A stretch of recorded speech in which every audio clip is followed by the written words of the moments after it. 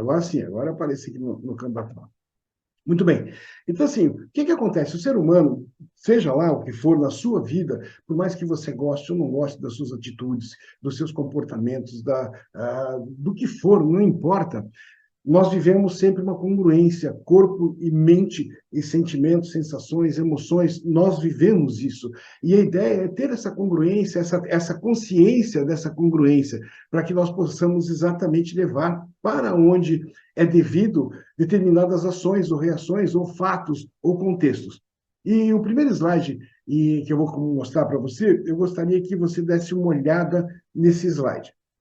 Então, uma das coisas que o ser humano gosta de fazer é julgar. Nós gostamos muito de julgar. Eu não sei qual é o seu julgamento, mas a partir do momento que eu olho essa foto, a primeira coisa que vem é, puxa vida, olha o que fizeram com essa criança.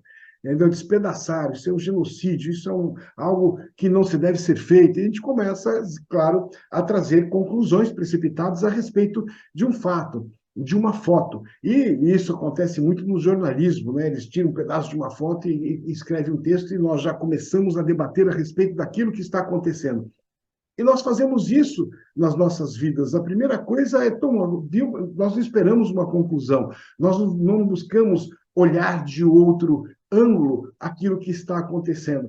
Simplesmente nós fazemos e nós reagimos sem ter essa noção. E nesse meio do caminho nós podemos, sim, machucar pessoas, nós podemos acabar ferindo emocionalmente pessoas que nós gostamos.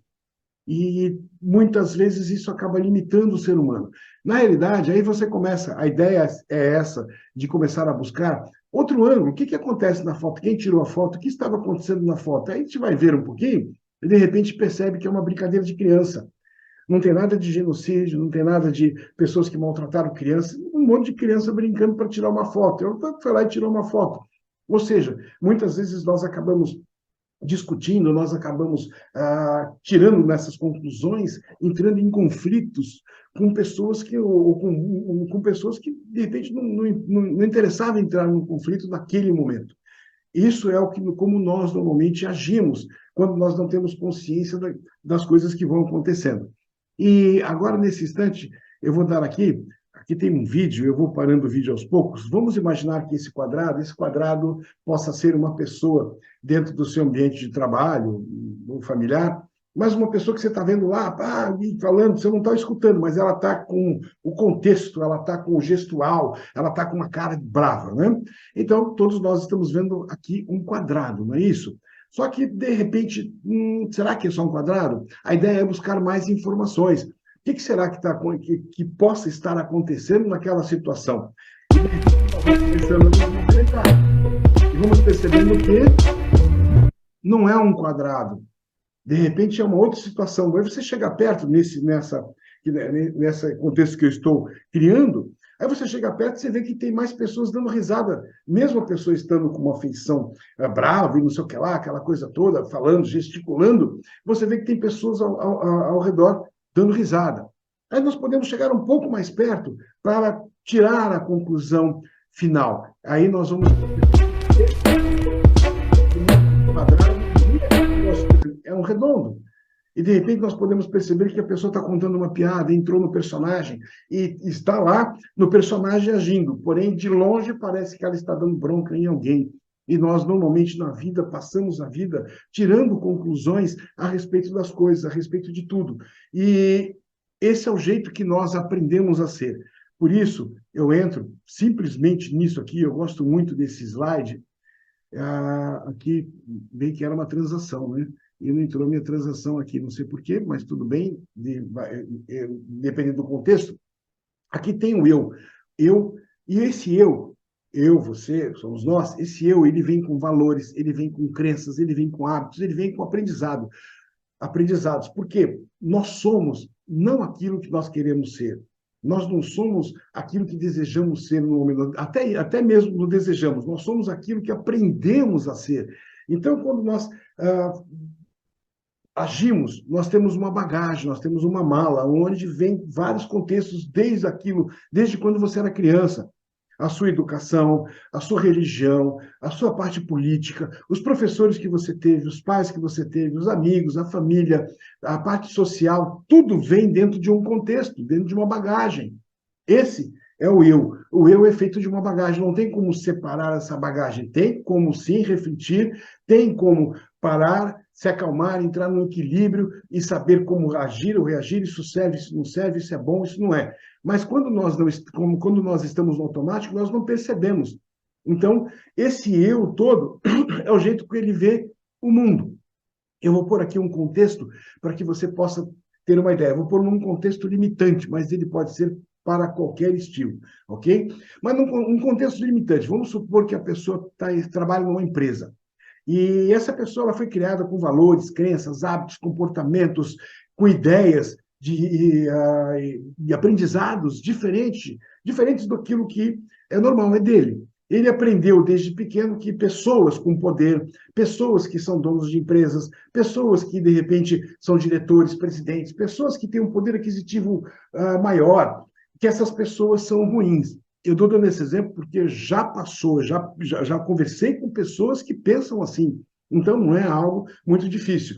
Então, para essa pessoa, qualquer patrão, patroa, qualquer presidente de empresa, qualquer dono ou dona de empresa, seja ela qual for, qualquer pessoa numa posição social maior, essa pessoa, no mundo dele, no contexto dele, ele vê como uma pessoa que não é uma boa pessoa, que aproveita dos outros, que aproveita dos colaboradores, dos funcionários, que aproveita de todo mundo que está abaixo socialmente ou na parte de poder abaixo dele. Muito bem. Aí o que acontece? O que ele pensa aí? Aqui está como ele pensa. Normalmente os pensamentos vêm contra a pessoa. E se de repente ele olha a pessoa, ele vai com pensamentos ruins, lá vem aquela pessoa exibida, lá vem aquela pessoa assim, assado, e de repente, nesse contexto, a dona da empresa vem se aproximando dele. Claro que surgem sentimentos. Quais as sensações e emoções que aparecem? Vem normalmente frustração, raiva, inveja, muitas vezes pode se vir um sentimento de pequenez, um sentimento que faz com que a pessoa se sinta menor, né? Inferior, e assim vai. Aí essa pessoa se aproxima e pergunta para todos os colaboradores que está precisando de uma mão, está precisando que as pessoas trabalhem mais ou que ajudem em outras áreas e que façam esse serviço um pouco mais e talvez, quem sabe, horas extras e tudo mais. Muito bem, essa pessoa com esse pensamento que vê o mundo como vê, do jeito dele, essa pessoa que vê o mundo do jeito dele, o que ele vai fazer? Ele não vai querer abrir mão daquilo que ele faz, daquilo que ele foi submetido ou contratado a ser feito. Então, ele entra a tal hora e sai tal hora. O que ele é para fazer? Para fazer aquele serviço, ele não faz nada mais do que aquele serviço, porque ele acha que o que ele estiver fazendo a mais está sendo só uma vantagem que está sendo tirada dele. Estão aproveitando dele. E aí passa-se um tempo, ele se comporta dessa maneira, ele não veste a camisa da empresa, ele não torce pela empresa, ele simplesmente é um funcionário padrão normal, que vai, faz as suas coisas, bate o ponto e sai, ponto final, e se acabou da empresa, ele tem a vida dele e nada mais. Passa um tempo, a empresa surge um cargo e um aumento para que a pessoa possa subir de posição. E, de repente, esse dono da empresa, a dona da empresa, o que ela faz? Ela resolve promover uma outra pessoa que talvez esteja até com menos tempo de empresa do que ele. Qual é o resultado que ele tem? Ele reforça ele reforça aquilo que ele pensava, ele reforça como é o mundo dele, que todo patrão não presta, que as pessoas poderosas só usam e abusam, que tiram proveito dele, que, ele não, que sabe que ele merece muito mais. Então, de repente, ele começa a reforçar a maneira que ele vê o mundo. E isso em tudo. Na parte positiva também, como é que cada um vê o mundo, quais são os seus valores, as suas crenças, como é que você consegue o seu aprendizado em relação a cada contexto. Por exemplo, comigo, de repente eu acho uma Mercedes conversível um carro muito bonito, muito legal. É um carro que eu gostaria de ter, sim, gostaria de ter esse carro. Eu gosto, realmente, estou falando eu como Carlos, tá? E de repente eu vejo uma pessoa dirigindo um carro desse. Aí vem como é meu mundo, minhas crenças, meus valores, como eu aprendi a ser. O que eu vou olhar? Eu vou pensar, puxa, que legal, o cara conseguiu, trabalhou, teve um carro desse. que será que ele fez? Eu começo a me perguntar. O que ele fez mais do que eu para ter isso? O que eu posso fazer para conseguir tal coisa? O que eu vou sentir? Eu vou sentir felicidade, porque aí ele conquistou. Ainda não conquistei, mas ele já conquistou. Que legal. Como eu vou me comportar? Com alegria, com um sorriso. O que eu vou ter? Eu vou ter pelo menos uma visão melhor de mundo e talvez possibilidades que me abram janelas para que eu possa ter aquilo que realmente é importante, ou que eu queira, ou que eu desejo, que eu possa desejar. Entendeu como é que funciona? Ele funciona para coisas boas, para as coisas limitantes. Como você vê quando, de repente, um filho faz alguma coisa e você você olha e você reage como? Você reage exatamente do jeito que você aprendeu normalmente, ou o inverso daquilo que você aprendeu. Se você teve pais castradores, às vezes pode acontecer ter filho, você como pai ou como mãe, de repente dê muita liberdade. E isso para a criança é uma coisa complicada. Eu já escutei isso, escutei de familiares, tá? Poxa vida, minha mãe não liga para mim, porque ela deixa fazer o que eu quiser, então ela não liga para mim. Como não liga? Não, é liberdade, para que você possa ter responsabilidade. Não, mas na cabeça da criança, ela não liga. E, ao mesmo tempo, o inverso. Os pais são castradores, meu pai não gosta de mim, porque só me deixa, não deixa sair, não deixa fazer nada. Percebe? Nós vemos o mundo de acordo com todo o baluarte de valores, crenças, hábitos, aprendizados, comportamentos, vícios e tudo mais o que nós temos e que a gente vem juntando durante a nossa vida.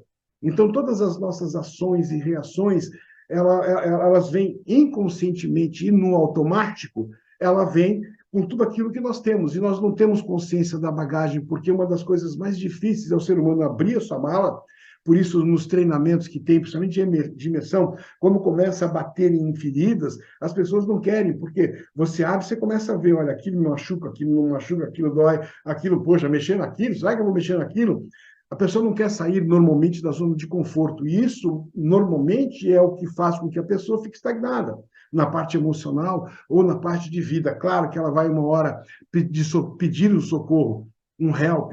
E nós vimos isso na época da pandemia. Quantas pessoas, no momento em que surgiu as coisas, puxa, cadê aquelas ferramentas? Cadê os aprendizados? Cadê todas as coisas que a pessoa não usa porque está usando toda aquela mala que não tem consciência que está carregando? Se você parar, qual é o tamanho da sua mala? O que você vem juntando nessa mala ao longo desse tempo? Quantas coisas você já jogou fora? Por exemplo, no caso de crenças, um dia talvez você já acreditou em Papai Noel, em Coelhinho da Páscoa. Hoje você não acredita mais. Como um dia talvez você já acreditou que você não é capaz. Hoje você pode acreditar que você é capaz de fazer alguma coisa. Talvez, como eu acreditar, eu já acreditei durante a minha timidez, quando surgiu, passei um bom tempo na minha vida acreditando que eu não poderia ter a capacidade de falar em público. Olha, eu aqui fazendo ao vivo, a cores ao vivo, com todos os meus jeitos, com tudo aquilo que eu tenho. Às vezes sai uma palavra errada. Quando é gravado é mais fácil, né? Porque você para, corrige e refaz. Ao vivo vai que vai. E ponto. Esse sou eu. Mas para que eu pudesse chegar aqui, eu precisei olhar a minha bagagem, eu precisei olhar tudo o que estava acontecendo comigo e tudo aquilo que eu vinha carregando, que é esse eu. O eu é o principal, que é exatamente como você vê o seu mundo. Agora, a pergunta é como você vê o seu mundo familiar, o seu mundo empresarial, como você vê o seu mundo profissional, como você vê o seu mundo espiritual. Eu não sei, cada um tem o seu meio. E é importante você ter a noção de como você vê o seu mundo, e você vai perceber que existe uma congruência. Você está vendo o seu mundo com tudo, de acordo com tudo aquilo que você vem recebendo de carga ao longo do tempo. Então, agora nós vamos entrar na primeira aula, aqui já faz parte da aula, né? Espera um pouquinho só, não, já faz parte da aula, mas essa é a primeira, e eu vou começar a explicar exatamente o que é congruência tríplice, tá? Você talvez já escutou, já ouviu falar ou não sei se você já ouviu falar ou não. De qualquer maneira, esse triângulo representa o ser humano, nosso estado emocional, ok? E eu te digo que, ao longo dos anos, uma das coisas principais e que eu venho percebendo e percebo e que fez com que eu mudasse, que eu tivesse as minhas mudanças de vida, foi exatamente ter a consciência dessa congruência. A congruência, o nosso corpo inteiro, as nossas sensações, nossos pensamentos, as nossas emoções, os nossos sentimentos, e tudo isso se converge dentro da congruência do nosso estado emocional. Muito bem, E a primeira coisa que é importante ver, e eu quero que você faça exercício comigo, é a fisiologia. A fisiologia é uma coisa impressionante. Olha, eu já fiz muitos cursos, muitos cursos na parte exatamente de buscar técnicas e ferramentas para muita coisa. Mas uma coisa que eu percebi ao longo de todos esses quase 40 anos estudando isso, é que uma coisa mais forte do que as nossas tagarelas, muito mais forte do que o tique-teco, porque assim, de repente a gente vê um contexto, e esse contexto nos traz um pensamento, traz uma sensação, uma emoção que nos leva para baixo. Então, se você pensar numa doença, você pensar em algo que para você é triste, possa ter conflitos, algo que te traga angústia, o que vai acontecer? O seu corpo ele vai agir de acordo com o que você está pensando. E uma das vozes mais fortes e que ela está tão escondida e que o tic-tac não consegue ter acesso a essa voz é a voz da fisiologia, da expressão do seu corpo. Então, uma das coisas que é importante você começar a praticar é essa postura, independente do que possa estar acontecendo na sua vida, inclusive no Você Evidência, que são as aulas são quase 80 horas de aula, de aprender a estar exatamente em evidência a todos e quaisquer momentos da vida, não importa. Uma das coisas que nós ensinamos de base é exatamente a fisiologia. É uma das coisas que segura. Eu te falo como tímido. Hoje, independente se você está ouvindo uma crítica, se você se coloca numa fisiologia, numa postura diferente, você forma uma barreira tão grande que o tico confunde o tico e teco. Não, mas agora eu preciso estar preocupado, agora eu preciso estar triste, levar meu corpo para baixo. Não, a vozinha mantém o seu corpo, ela só mantém o seu corpo reto e essa postura fica forte. Monta-se uma muralha tão forte que é que dificilmente um pensamento vai fazer com que o seu corpo venha para baixo. Tanto que, de repente, se você olhar uma pessoa triste, ela vai estar olhando para baixo, uma pessoa alegre vai estar olhando para cima. E uma das coisas, quer ver uma técnica, quem usava muito era Dercy Gonçalves, mas uma técnica que eu aprendi com um dos mestres da PNL, e é algo assim, tão simples e tão curto que as pessoas se ensinam, a pessoa fala, só isso, que besteira. É muito gostoso. É quando nós tiramos, nós ironizamos a nossa própria vida. Então, de repente, tem um contexto, tem um fato lá, e esse fato, sei lá, é uma coisa que me pega. Se naquele momento eu estiver no equilíbrio e conseguir olhar para cima e dar risada do fato, não deixar de ver o obstáculo, não deixar de ver a situação, não é isso. Mas para que eu possa sair do furacão, para que eu tenha condições de escolher como reagir, para que eu tenha condições de escolher ou encontrar soluções, eu preciso estar fora, eu preciso estar no equilíbrio. Exatamente nesse equilíbrio, nesse contexto é onde, quando você olha para cima e dá risada de si, dizem, né, que o humor é o melhor remédio, ele te ajuda a entrar num contexto bacana. Já vou falar da Dercy, porque ela usa mais coisas ao mesmo tempo, e eu vou dar um exemplo quando eu rodar o triângulo inteiro. Então, treine estar com essa fisiologia, com essa maneira de estar com o corpo para frente, para cima. E, inclusive, mulher normalmente tem aquela posição, né, como é que chama? Do super-homem ou da Mulher Maravilha, tal, que a pessoa fica com aquela posição assim para cima. Essa é a melhor posição, porque você impede que sensações, emoções e pensamentos e tudo mais afetem o seu corpo e fique realmente uma muralha. Essa é a primeira parte. O que acontece? Quando nós entramos numa posição, e eu quero que você depois treine, até mesmo você pode até fazer uma posição assim, você vai ver como você vai se sentir diferente. Independente se você está sentado, como a Regina estava sentada e tal. Mesmo sentado, sabe, você ergue a posição. Você começa, querendo ou não, você muda o seu foco. E até escrevi aqui, exatamente para eu me lembrar dessa frase, foco controla a nossa vida. Nós focamos naquilo que nós precisamos, aquilo que falta, aquilo que se tem, aquilo que se precisa. E o foco é muito importante. Então, se eu estou firme, mesmo, sabe, nessa posição, eu consigo olhar a situação de outra maneira. Eu levo o meu cérebro a formar o foco, tirando as distrações, para algo que eu consiga resolver. Então, por vou dar um exemplo. De repente, eu estou fazendo algo e sempre tem o crítico, né? A pessoa que gosta de fazer crítica. Para mim, o crítico, ele é importante, é aquele negócio, né? Ah, eu estou fazendo uma crítica construtiva. Legal. Quando eu estiver construindo alguma coisa, você vem e me critica. Por enquanto, meu, fica na boa, porque a crítica nada mais é do que a opinião do outro. Algumas podem ser boas, outras não.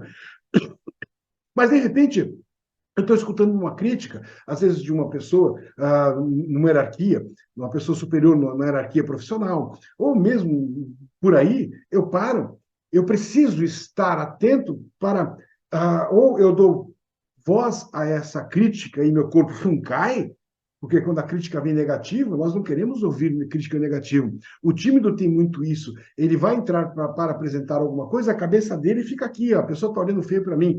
A pessoa está olhando pensando no que ela vai comer daqui a pouco, sei lá. Mas aqui nós ficamos pensando, o que a pessoa vai falar? Será que ela vai me criticar? Será que ela está gostando? Será que o que eu estou passando é legal ou não é? Será que as pessoas estão aprendendo ou não?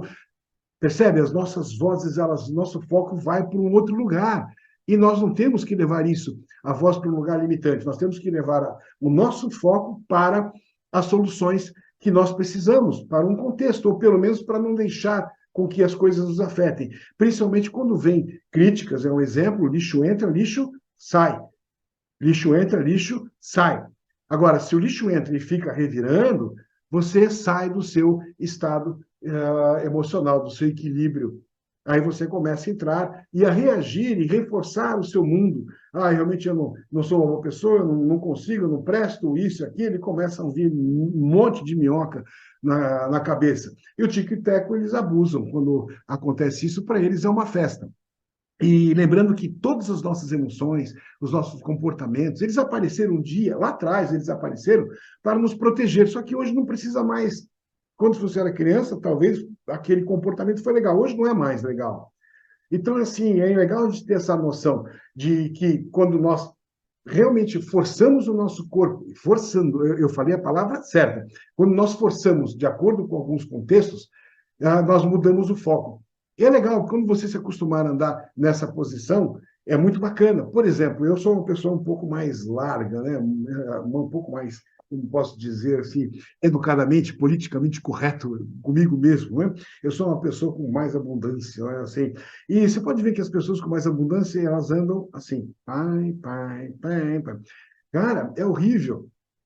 E para que eu ande reto, eu precisei me policiar. Hoje não mais, porque já entrou no automático. E quando nós andamos reto, nós passamos para o outro, inconscientemente, nós passamos para o outro exatamente um poder muito grande de equilíbrio, talvez, de coragem, de segurança, de uma série de coisas. E o nosso inconsciente na comunicação está captando tudo que acontece em volta.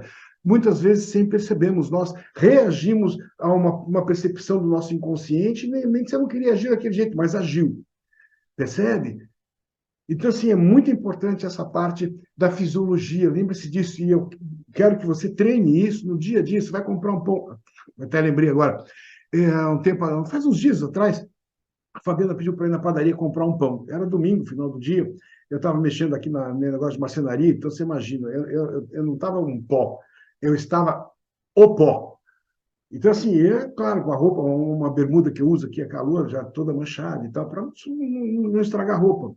Eu olhei e falei, vou comprar pão. É uma padaria cheia de coisinha, né? Mais fininha, aquelas padarias mais cheia de coisas mais requintadas, né? Não é padaria de esquina.